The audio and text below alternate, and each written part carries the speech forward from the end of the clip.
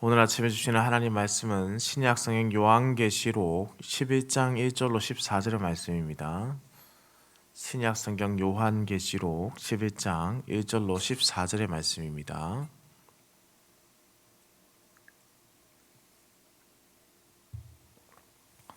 함께 한 목소리로 합독해서 읽겠습니다. 또 내게 지팡이 같은 갈대를 주며 말하기를 일어나서 하나님의 성전과 제단과 그 안에서 경배하는 자들을 측량하되 성전 바깥 마당은 측량하지 말고 그냥 두라. 이것은 이방인에게 주었은즉 그들이 거룩한 성을 42달 동안 짓밟으리라.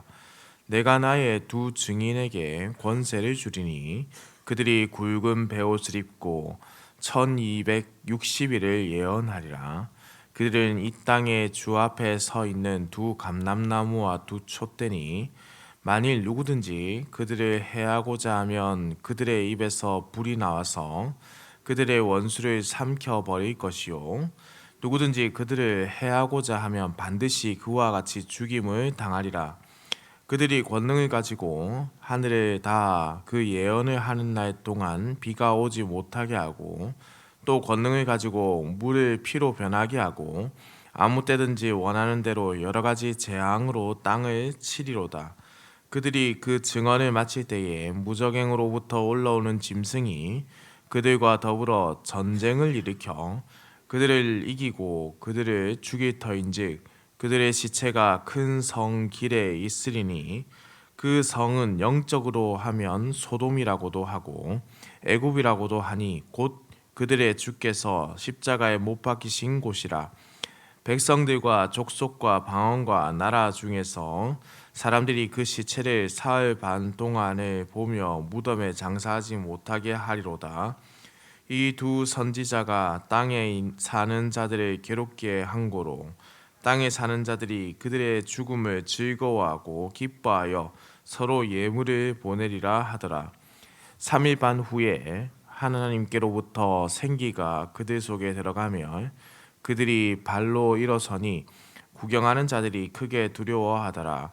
하늘로부터 큰 음성이 있어 이리로 올라오라 함을 그들이 듣고 구름을 타고 하늘로 올라가니 그들의 원수들도 구경하더라. 그때에 큰 지진이 나서 성 10분의 1이 무너지고 지진에 죽은 사람이 7천이라. 그 남은 자들이 두려워하여 영광을 하늘의 하나님께 돌리더라. 둘째 화는 지나갔으나 보라 셋째 화가 속히 이르는도다.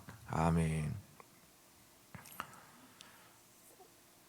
요한계시록 오늘 본문의 주제 말씀은 교회가 복음에 대해서 끊임없이 인내하고 또 충성된 증언을 지키도록 하나님께로부터 인침을 받았다라는 내용입니다.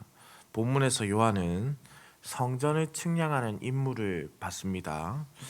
여기서 두루마리 책을 먹는 행위와 성전을 측량하는 행위는 에스겔서에 기록된 내용을 떠오르게 하는데요.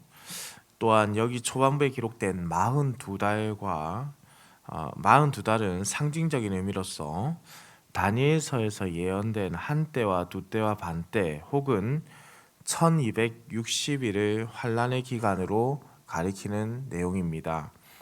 곧 요한계시록에 기록된 이 시간은 그리스도의 부활로 시작되고 그리스도의 재림이 있을 때까지 계속되는 그 환란에 교회가 박해를 받는 시간이라고 할 수 있겠죠. 특별히 요한계시록 11장에서 측량은 하나님의 임재를 함축하고 이 임재는 주님께서 재림하시기 전 땅에 사는 성전 공동체와 함께하는 것, 그것이 그들에게 주어진 약속, 보증이라고 말씀합니다. 그리고 이것은 하나님의 백성의 믿음이 하나님께서 임재하실 때, 하나님께서 그들과 함께 하실 때 유지된다. 그러니까 우리의 힘으로 우리가 원해서 우리가 견딜 수 있는 것이 아니라 하나님의 백성의 그 믿음은 하나님께서 그들과 함께 하실 때, 그들 가운데 임재하실 때 유지된다라는 의미입니다. 왜냐하면 살아계신 하나님의 임재가 없으면 결국 살아있는 믿음 또한 없기 때문입니다. 따라서 11장의 내용은 교회와 상관없는 번외의 말씀이 결코 아니라 바로 교회와 관련된 말씀이라고 볼 수 있습니다. 지금 우리에게 주시는 메시지죠. 하나님께서 교회를 보호하신다고 해서 어떻습니까? 교회가 전혀 고난을 당하지 않았던 과거가 있었나요? 그렇지 않습니다. 교회를 하나님께서 보호하시지만 교회는 늘 고난 가운데 있었습니다. 하나님은 참 예배자들을 지키시고 보호하시지만은 동시에 외부에서 오는 고난도 당하도록 허용하셨습니다. 그래서 그레고리 빌이라는 신학자는 이 성전 측량에 참된 의미를 두고 박해를 받지만 하나님에 의해 보호를 받는 신자들의 공동체, 그것이 교회다라고 말씀을 했습니다. 박해를 받지만 하나님에 의해서 보호를 받는 신자들의 공동체, 하나님께서 함께 하시는 공동체, 그러나 박해가 그들 가운데 또한 있다라는 것이죠. 특별히 이 증언의 사명을 잘 보여주는 말씀이 바로 이 두 증인에 대한 말씀인데요. 11장 3절입니다. 내가 나의 두 증인에게 권세를 주리니 그들이 굵은 베옷을 입고 1260일을 예언하리라. 아멘. 사실 여기서 이 권세라는 단어가 실제 헬라어 원문에서는 들어가 있지 않습니다. 원문을 그대로 하자면 주님은 주실 것이고 두 증인은 예언할 것이다 라고 해석할 수 있는데요. 주님은 어떤 특정한 것을 특별히 주시겠다, 별도로 주시겠다라고 말씀하신 것이 아니라 그들로 하여금 주님의 두 증인의 사역을 할 수 있도록 허락하셨다라는 겁니다. 하나님께서 특별히 무엇인가를 주시는 것이 아니라 그 증인들에게 하나님을 증언할 수 있는 그 사역을 할 수 있도록 허락하여 주셨다. 사실 우리가 권세를 받아서 이 일을 하는 것이 아니라 우리가 이미 주의 것이 되었기 때문에 주님과 관계하는 자가 되었고, 그래서 주님이 시작하시고 주님께서 행하시는, 일으키시는 모든 것을 힘입은 자녀들이 되었기 때문에 주님을 위해 일하는 사람이 되었다. 그것을 강조하기 위해서 지금 말씀을 주시는 것이지 권세를 강조하기 위한 것이 아닙니다. 권세를 받았다, 거기에 강조점이 있는 것이 아니라 너와 내가 두 증인이라고 하는 바로 그들이 주와 관계하는 자가 되었다. 주의 명령을 받는 자가 되었다. 바로 주님이 시작하시고 주님이 일으키시는 것을 힘입은 자들이 되었다라는 것을 강조하는 말씀입니다. 14장 4절의 말씀을 함께 보겠습니다. 그들은 이 땅에 주 앞에 서 있는 두 감람나무와 두 촛대니라고 했습니다. 스가랴 4장에서는 두 감람나무가 나오는데 그곳에서 나오는 두 감람나무는 여호와 하나님의 두 종인 대제사장 여호수아와 총독 스룹바벨입니다. 그러나 요한계시록에 나오는 두 감람나무는 어떤 특정한 인물을 가리키는 것이 아니라 두 촛대와 상징적인 연결을 이루는 말씀이라고 할 수 있습니다. 그렇다면 두 촛대는 무엇일까요? 이미 요한계시록 1장 20절에서 등장한 이 교회라는 것을 알 수가 있죠. 그리고 이 두 촛대를 두고 4절에서는 이 땅에 주 앞에 서 있는이라는 표현을 붙여 사용합니다. 곧 우리 주님과 결코 분리될 수 없는 이 땅에 주 앞에 서 있는 하나의 특별한 존재로서 세상을 향한 예언 사역을 감당해야 한다라는 것이 이들에게 주어진 사역이라는 것이죠. 이 두 증인은 불과 같은 말씀의 역사를 일으키는데 말씀 사역이 바로 세워졌을 때 세상은 어떻습니까? 말씀을 제대로 배우고 말씀을 제대로 진리를 간직하는 그 교회를 박해하고 핍박하게 되었지요. 이는 비도덕적인 일을 행하여서 오는 박해가 아니라 바른 말씀의 전파를 통해서 일어나는 그 작용과 반작용이라고 볼 수 있습니다. 세상은 빛을 모르고 교회는 세상을 향해 비추어야 하기 때문에 그러한 일이 일어난 것이죠. 11장 5절은 그래서 이렇게 말씀합니다. 만일 누구든지 그들을 해하고자 하면 그들의 입에서 불이 나와서 그들의 원수를 삼켜 버릴 것이요 누구든지 그들을 해하고자 하면 반드시 그와 같이 죽임을 당하리라. 우리 주님께서 교회와 함께 하시면 그들을 내버려 두는 것이 아니라 그들과 함께 교회의 박해 가운데서 싸우시겠다라는 말씀입니다. 여기서 기록된 죽임을 당하리라 라는 말씀은 수동태로 표현되어 있습니다. 죽임을 당하리라. 이는 신적 수동태라고도 하는데요. 인간의 생사화복의 주관자이신 주께서 친히 내가 그 일을 행하겠다라는 말씀입니다. 내가 그들과 함께 있어서 그들과 함께 싸우고 내가 그들을 박해하는 자들에게 친히 벌을 내리겠다라는 말씀이죠. 그러니 사실 교회에 박해는 있지만은 교회는 늘 진리의 말씀을 수호하기 때문에 박해가 찾아오지만은 하나님과 함께 동역하는 이 교회는 그 누구도 해할 수가 없는 것입니다. 하나님께서 함께 하시기 때문에 주의 임재가 있기 때문에 생명이신 하나님이 교회 가운데 계시기 때문에 그 생명을 결코 빼앗을 수 없다라는 것이죠. 그 일을 시작하는 자가 있다면 주께서 반드시 그들에게 하나님의 심판을 내리실 것을 말씀합니다. 11장 7절의 말씀입니다. 그들이 그 증언을 마칠 때에 무적행으로부터 올라오는 짐승이 그들과 더불어 전쟁을 일으켜 그들을 이기고 그들을 죽일 터인즉. 여기서 기록된 이 전쟁은 영적인 전쟁이라고 할 수 있겠지요. 사탄과 그리스도를 믿는 자들 사이에 있는 그 전쟁을 의미합니다. 짐승은 모든 수단과 방법을 다 동원하여서 하나님의 백성을 탄압하고 핍박하겠지요. 교회를 탄압할 것입니다. 그래서 두 증인이 죽임을 당한다고까지 표현하고 있습니다. 우리가 이 본문을 어떻게 볼 수 있을까요? 사실 그렇지 않습니까? 주님께서 늘 함께 하시고 지켜주신다는 것을 우리가 믿고 있지만은 우리에게 찾아오는 전쟁을 어떤 순간에는 교회를 행한 대적자들의 승리로 보여지지 않습니까? 이 전쟁이 늘 우리가 승리하지 않는 것처럼 느껴지지 않느냐는 뜻입니다. 모든 만물을 다스리시는 분이 우리 하나님이신데 왜 교회가 그러한 고난과 어려움을 겪어야 하는지 이해가 되지 않을 때도 있고 늘 교회가 패하는 것처럼 보이는 것으로 인해서 좌절할 때도 있습니다. 그러나 교회가 그 핍박 가운데 걸어가야 한다는 것을 오늘 본문이 증언합니다. 11장 8절의 말씀입니다. 그들의 시체가 큰 성 길에 있으리니 그 성은 영적으로 하면 소돔이라고도 하고 애굽이라고도 하니 곧 그들의 주께서 십자가에 못 박히신 곳이라.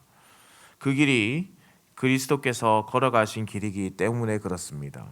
고통과 고난을 피하는 것이 아니라 당당하게 그 길을 우리는 걸어가야 하는 것이죠. 그러나 결코 그것이 마지막이 아님을 오늘 본문의 말씀은 우리에게 알려줍니다. 우리 주께서 부활하신 것처럼 11장 11절에서는 두 증인도 죽음의 자리에서 부활할 것임을 밝히고 있습니다.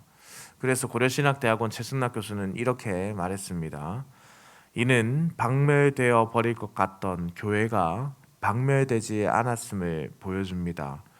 교회의 존재가 다 말살되었다고 세상이 기뻐하고 서로 예물을 주고받으며 축하하는 자리에서 바로 그곳에서 교회는 다시 일어납니다.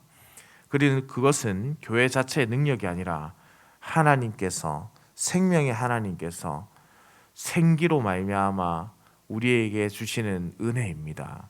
바로 생명의 영 성령을 우리 가운데 불어넣어 주시기 때문에 그 생명이 교회에 있기 때문에 모두가 말살되었다고 세상이 기뻐하는 바로 그때 교회가 다시 일어나게 된다는 것이죠.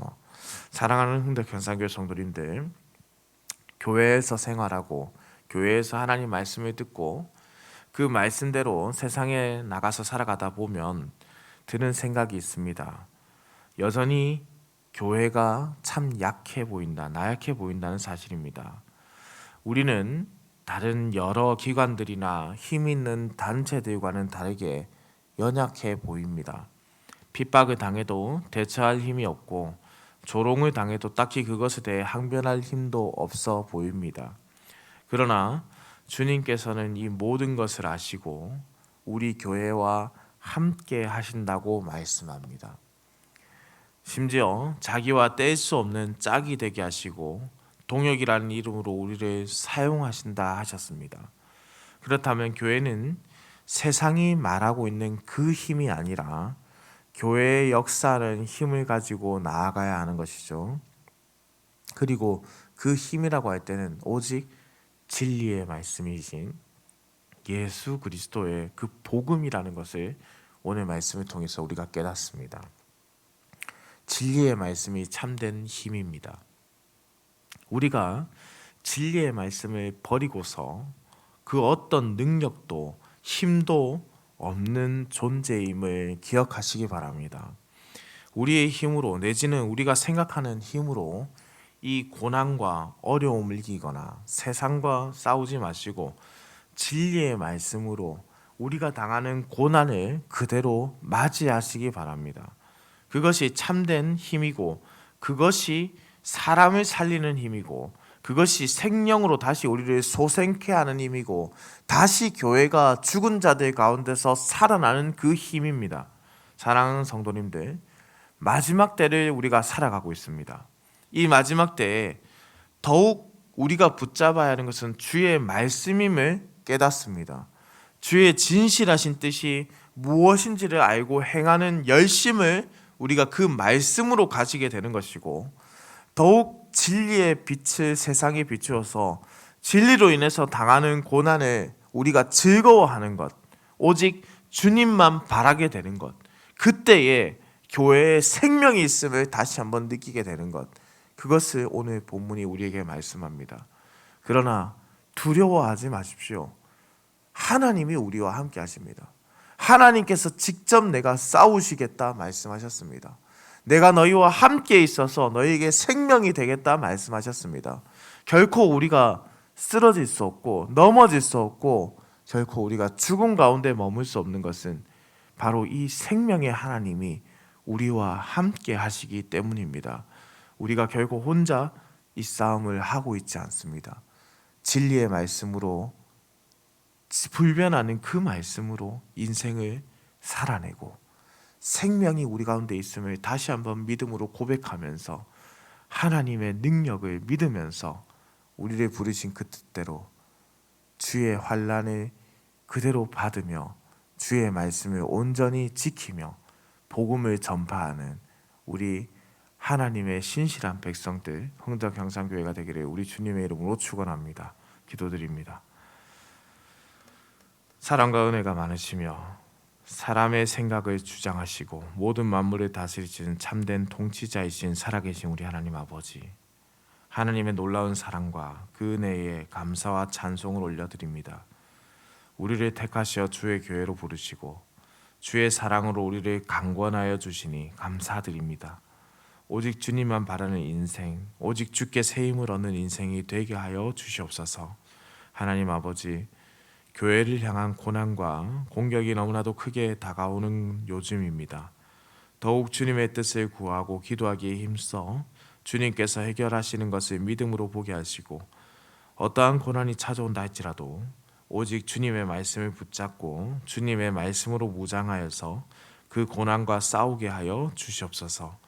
승리하신 주님을 따라 우리 또한 승리자의 길을 걸어가도록 주께서 인도하여 주시옵소서. 오늘 하루도 운전하는 모든 성도들의 운전대를 붙잡으시고 들어가거나 나가거나 복을 누리는 인생이 되게 하시며 추위가 계속되고 있습니다. 연로하신 성도님들 몸이 상하지 않도록 주님께서 또한 안전하게 지켜보아여 주옵소서. 감사해 드립니다. 살아계신 우리 주 예수 그리스도의 이름으로 기도드립니다. 아멘.